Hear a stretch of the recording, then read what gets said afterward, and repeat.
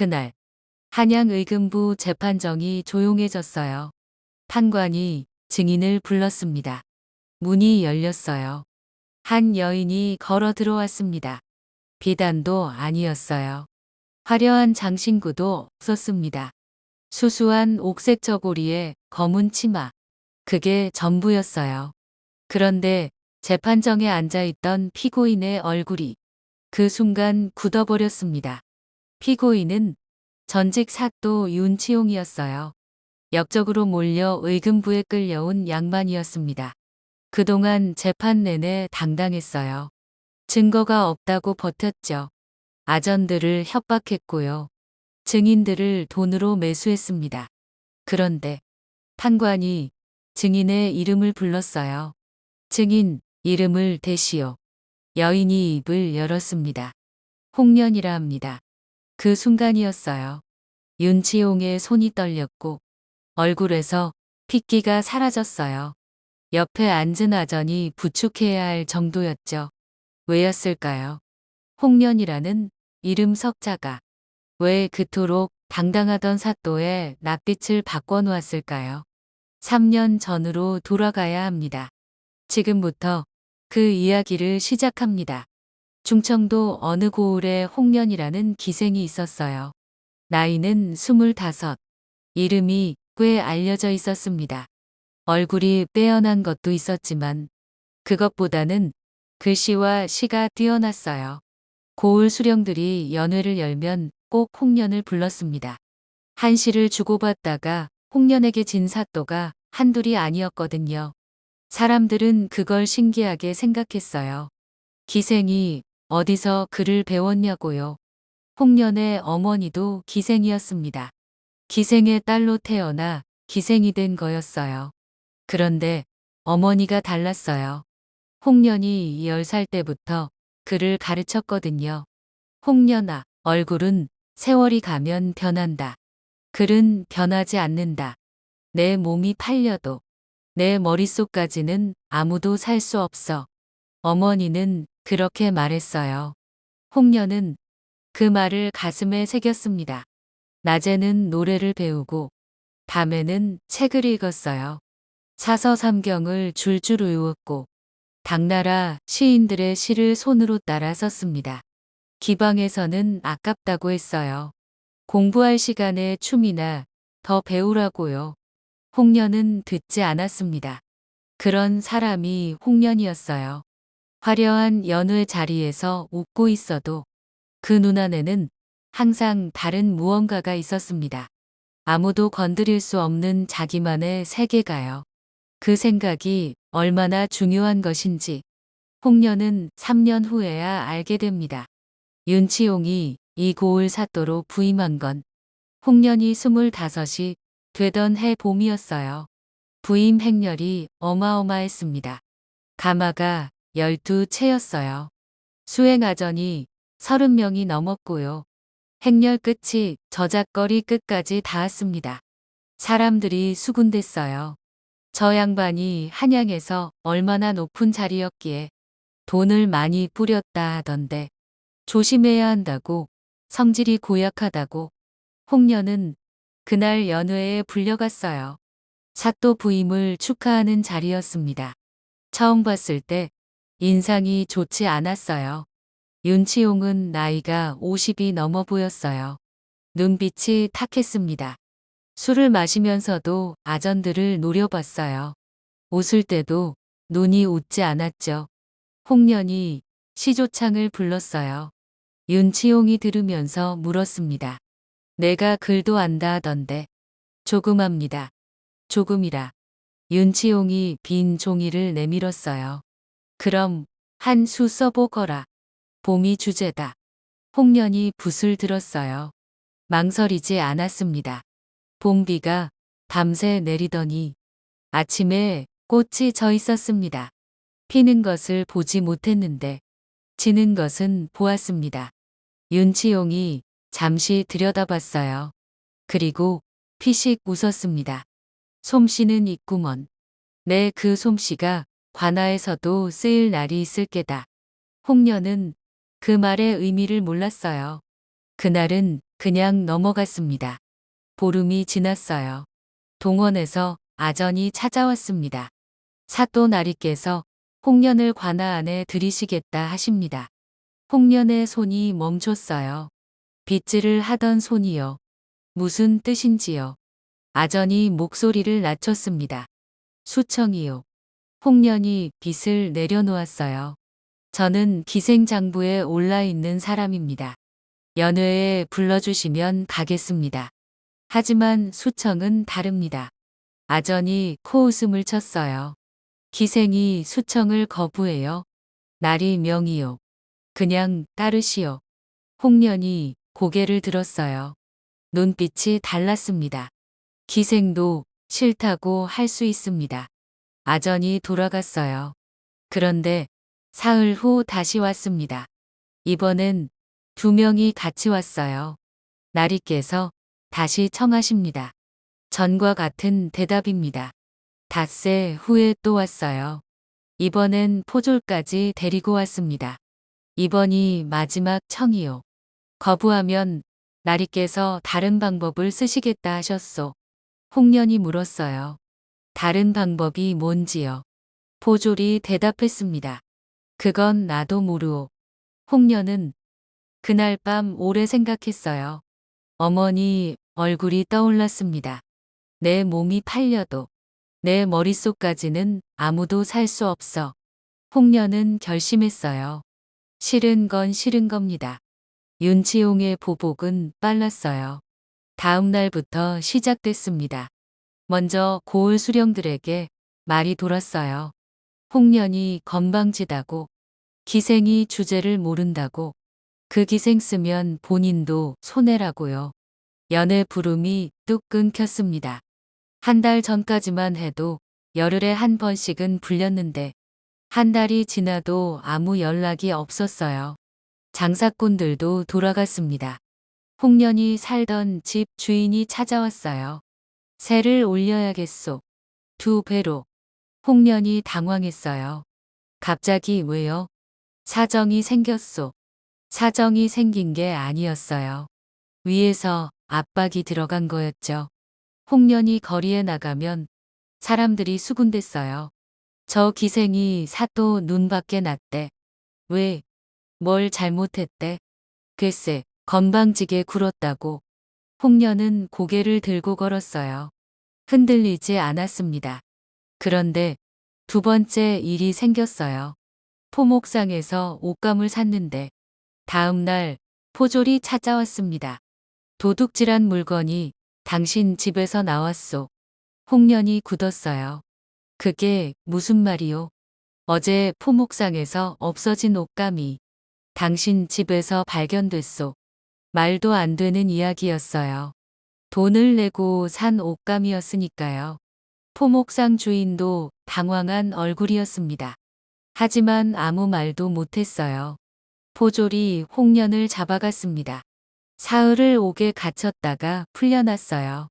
죄가 없다는 게 밝혀졌지만 아무도 사과하지 않았습니다. 3번째, 일이 가장 심했어요. 어느 날 밤, 홍련이 살던 집에 불이 났습니다. 작은 불이었어요. 다행히 옆집 사람들이 빨리 발견해서 껐지만요.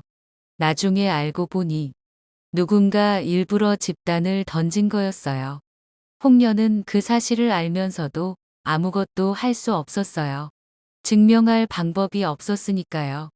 홍련의 손이 바닥을 짚었습니다. 무릎이 꺾일 것 같았어요. 그것은 분노가 아니었습니다. 슬픔도 아니었어요. 지금 당장 이 고을을 떠나야 한다는 차갑고 선명한 판단이었습니다. 떠나려고 짐을 쌌어요. 그런데 그날 새벽 포졸 5이 들이닥쳤습니다. 홍련, 동원으로 오시오. 무슨 죄목이오? 사또 나리를 능멸했소. 공문서에 거짓을 적었다는 죄목도 있소. 홍련이 굳었어요. 공문서에 거짓을 적었다는 건 완전한 거짓이었습니다. 하지만 증명할 방법이 없었어요. 동원에서 윤치용이 홍련을 내려다봤습니다. 눈빛이 달랐어요. 분노가 아니었습니다. 즐기고 있었어요. 내가 고집을 꺾었으면 이러지 않아도 됐을 텐데. 홍련이 말했어요. 소녀는 죄가 없습니다. 죄가 있고 없고는 내가 정하는 거다. 그 말이 홍련의 가슴에 박혔어요. 죄가 있고 없고는 내가 정한다. 그것이 그가 가진 권력의 실체였어요. 홍련은 옥에 갇혔습니다. 차가운 돌바닥이었어요. 밤에는 이가 딱딱 부딪혔습니다. 낮에는 햇빛 한 줄기 들지 않았어요. 밥은 하루에 한 번 들어왔습니다. 쌀이 반이고 모래가 반이었어요. 옆칸에 있던 늙은 죄수가 물었어요. 뭘 했소? 소청을 거부했습니다. 늙은 죄수가 혀를 찼어요. 그걸 거부했다고? 이 세상에서? 홍련이 대답했습니다. 싫은 건 싫은 거니까요. 늙은 죄수가 한참 있다가 말했어요. 그 고집, 나중에 쓸 때가 있을 거요. 홍련은 그 말을 붙들고 살았어요. 3년 동안요. 3년이었어요. 3년 동안 홍련은 오간에 있었습니다. 처음 1년은 버티는 게 전부였어요. 추위와 배고픔과 어둠과 싸웠습니다. 두 번째 해가 됐을 때 홍련은 생각을 바꿨어요. 무너지면 지는 거다. 어머니 말이 떠올랐어요. 내 몸이 팔려도 내 머릿속까지는 아무도 살 수 없어. 홍련은 오간에서 글을 썼어요. 붓이 없으니 손가락으로 바닥에 썼습니다. 종이가 없으니 돌벽에 새겼어요. 한자 한자 자신이 기억하는 모든 것을 적었습니다. 윤치용이 연회에서 했던 말들, 아전들이 오가며 나눴던 대화들, 밤에 몰래 들려오던 이야기들. 홍련은 기억이 좋았어요. 한 번 들은 것은 잊지 않았습니다. 그게 무기가 될 줄은 그때는 몰랐어요. 세 번째 해가 됐을 때 옥 안에 소문이 들어왔습니다. 바람처럼 흘러들어오는 소문이었어요. 윤 사또가 한양으로 올라갔다 하더라. 어째서? 글쎄, 뭔가 일이 생겼다는데. 그리고 한 달 뒤, 홍련의 옥문이 열렸습니다. 아전이 무표정한 얼굴로 말했어요. 나가시오. 홍련이 물었습니다. 죄가 풀렸소? 위에서 명이 내려왔소. 더 설명하지 않았어요. 홍련은 3년 만에 햇빛을 봤습니다. 눈이 부셨어요. 한참을 그 자리에 서 있었습니다. 3년이라는 시간이 저 햇빛 안에 다 녹아 있는 것 같았어요. 그것은 눈물이 아니었습니다. 올 시간이 없었어요. 알아야 할 것들이 있었거든요. 고을이 달라져 있었어요. 윤치용은 없었습니다. 한양으로 올라간 게 아니었어요. 의금부에 끌려간 거였어요. 소문을 들어보니 윤치용이 이 고을에서 거둬들인 세금을 빼돌렸다는 게 밝혀진 거였습니다. 백성들의 곡식을 착복했고요. 관아 재물을 개인 금고에 넣었어요. 거기에 더해 죄 없는 사람들을 잡아가도 재물을 뜯어냈다는 것까지요. 역적죄까지 걸렸어요. 반대 당파를 모략하는 문서를 쓴 게 발각됐거든요. 의금부 재판이 시작됐습니다. 그런데 윤치용이 버텼어요. 재물 착복은 부하들이 한 거라 했습니다. 반대 당파 모략 문서는 자기가 쓴 게 아니라 했어요. 아전들을 협박해서 입을 막았고요. 돈으로 증인들을 샀습니다. 재판이 석 달째 결론이 안 났어요. 판관이 골머리를 앓았습니다. 그때였어요. 한양에 있는 어사가 홍련 이야기를 들었습니다. 수청을 거부해서 3년을 옥에 있다가 방금 풀려난 기생이 있다는 이야기요. 어사가 사람을 보냈어요. 그 기생을 데려오시오. 홍련이 한양으로 올라갔어요. 가마를 탄 게 아니었습니다. 걸어서 갔어요. 사흘이 걸렸어요. 어사가 홍련을 만났습니다. 3년 동안 옥에 있었다고 들었소. 그렇습니다. 윤치용이 가둔 거요. 수청을 거부해서 억울하게 갇혔습니다. 어사가 홍련을 오래 바라봤어요. 그동안 보고 들은 것이 있소. 홍련이 대답하기 전에 잠깐 멈췄어요. 3년 동안 돌벽에 새겨온 것들이 눈앞에 펼쳐지는 것 같았습니다. 있습니다. 어사가 앞으로 몸을 기울였어요. 말해 보시오. 홍련이 말하기 시작했습니다. 날짜가 나왔어요. 이름이 나왔어요. 금액이 나왔어요. 장소가 나왔어요. 어사의 눈이 점점 커졌습니다. 홍련은 멈추지 않았어요. 연회 자리에서 윤치용이 아전에게 했던 말, 심야의 관아에서 새어나오던 대화, 장부에 적혔어야 하는데 적히지 않은 숫자들, 하나도 빠뜨리지 않고 말했습니다. 어사가 손을 들어 멈췄어요. 기억이 이렇게 정확하오. 홍련이 말했습니다. 3년 동안 잊지 않으려고 매일 되뇌었습니다. 어사가 고개를 끄덕였어요. 증인으로 서주겠소. 홍련이 잠시 눈을 감았어요. 뜨겁고 차갑고 억울했던 3년이 그 한 질문 안에 다 들어있었습니다. 눈을 떴어요. 서겠습니다. 의금부 재판정은 컸어요. 판관이 높은 자리에 앉았습니다. 좌우로 포졸들이 늘어섰고요. 방청석에 관리들이 빼곡했어요. 피고인 윤치용이 죄인 자리에 앉아 있었습니다. 3년 전과 달랐어요. 여전히 당당해 보이려 했지만 눈 밑이 거뭇했어요. 볼이 꺼졌고요. 손이 묶여 있었습니다. 판관이 말했어요. 증인을 부르겠소. 문이 열렸어요. 홍련이 들어왔습니다. 재판정에 발소리만 울렸어요. 홍련이 걸어 들어오는 동안 윤치용은 보지 않았습니다. 알아볼 사람이 없을 거라 생각했겠죠. 판관이 물었어요. 증인, 이름을 대시오. 홍련이라 합니다. 그 순간이었어요. 윤치용이 고개를 돌렸습니다. 홍련과 눈이 마주쳤어요. 손이 떨렸습니다. 얼굴에서 핏기가 빠졌어요. 방청석에서 옹성거림이 퍼졌어요. 판관이 계속했습니다. 증인은 피고인과 어떤 관계요? 홍련이 말했어요. 피고인이 사또로 있던 충청도 고을의 기생이었습니다. 수청을 거부해 억울하게 옥에 갇혔습니다. 3년 동안 옥살이를 했습니다. 재판정이 술렁였어요. 윤치용의 변호인이 일어섰습니다. 판관 대감, 저 증인은 기생입니다. 기생의 말을 어찌 믿을 수 있겠습니까? 판관이 손을 들어 막았어요. 말을 들어보고 판단하겠소. 판관이 홍련을 받습니다. 증인, 아는 바를 말하시오. 홍련이 숨을 한 번 들이쉬었어요. 그리고 말하기 시작했습니다. 김효년 3월 초 이틀, 사또 윤치용이 아전 김만수를 불러 고을 곡식 창고의 장부를 고치라 명했습니다. 그날 연회에서 제가 직접 들었습니다. 판관이 받아 적었어요. 김효년 5월 보름, 관아 뒷창고에서 비단 30필이 나갔습니다. 장부에는 적히지 않았어요. 저는 그 비단이 실린 수레를 연회 가는 길에 봤습니다.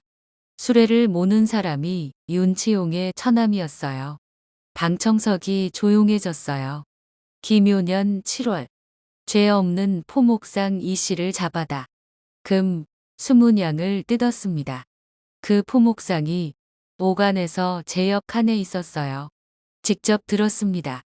홍련은 멈추지 않았어요. 날짜가 이어지고 이름이 이어지고 금액이 이어졌습니다. 재판정에 있는 사람들이 넋을 잃었어요. 판관의 붓이 쉬지 않고 움직였습니다. 윤치용이 입을 열었어요. 저것은 기생이 꾸며낸 거짓입니다. 3년 동안 앙심을 품고 준비한 거짓말이요. 판관이 윤치용을 봤어요.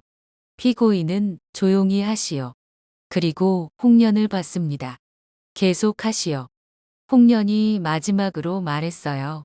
경자년 정월, 반대 당파를 모략하는 문서를 작성한 날입니다.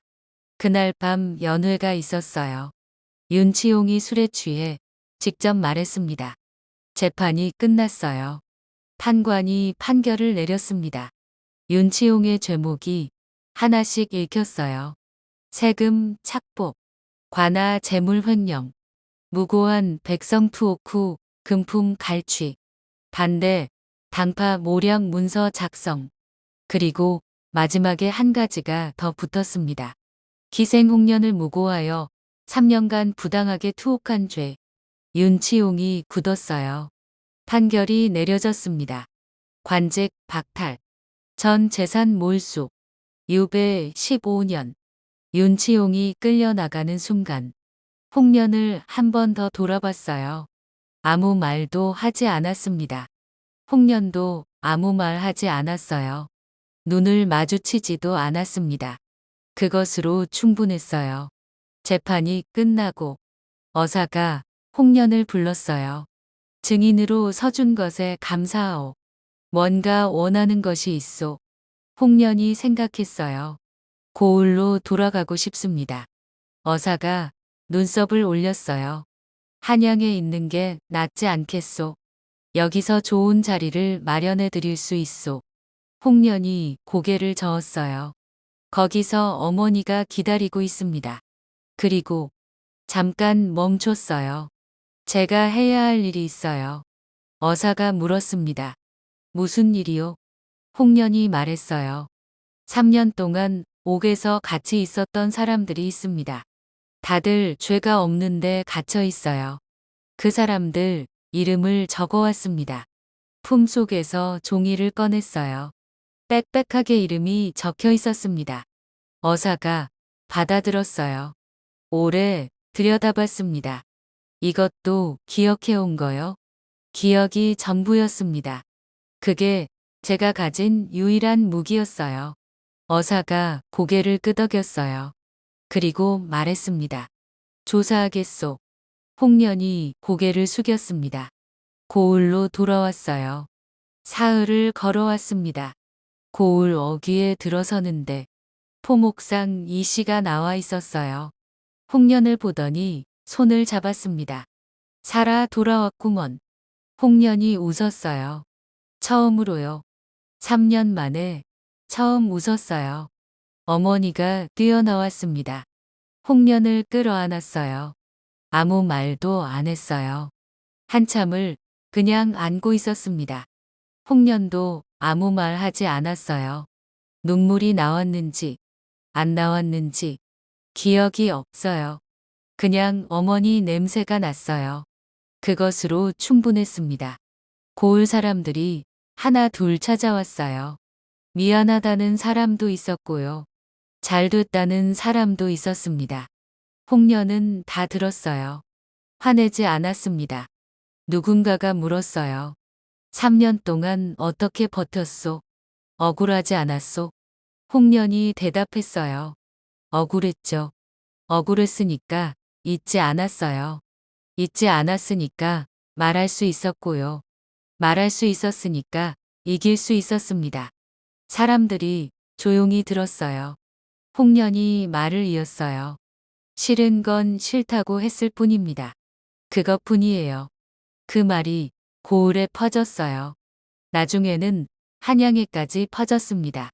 수청을 거부해 3년을 옥에 있다가 그 사또를 재판정에서 쓰러뜨린 기생 홍련이라고요.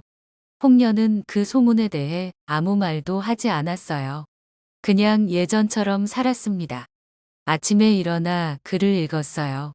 낮에는 어머니 곁에 있었습니다. 저녁에는 시를 썼어요. 연회에 불리면 갔습니다. 노래를 했어요.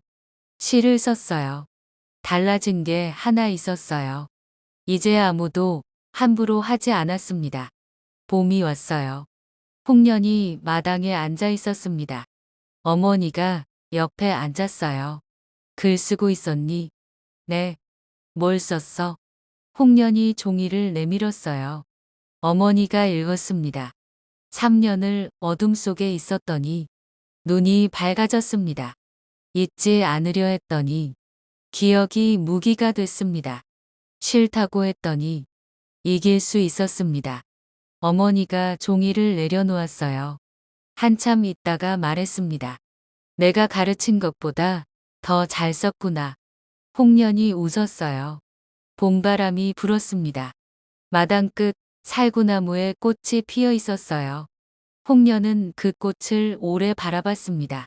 3년 전에 쓴 시가 떠올랐어요. 봄비가 밤새 내리더니 아침에 꽃이 져 있었습니다. 피는 것을 보지 못했는데 지는 것은 보았습니다. 이번엔 달랐어요. 피는 것을 봤습니다. 묻었으나 썩지 않았고 꺾였으나 부러지지 않았습니다.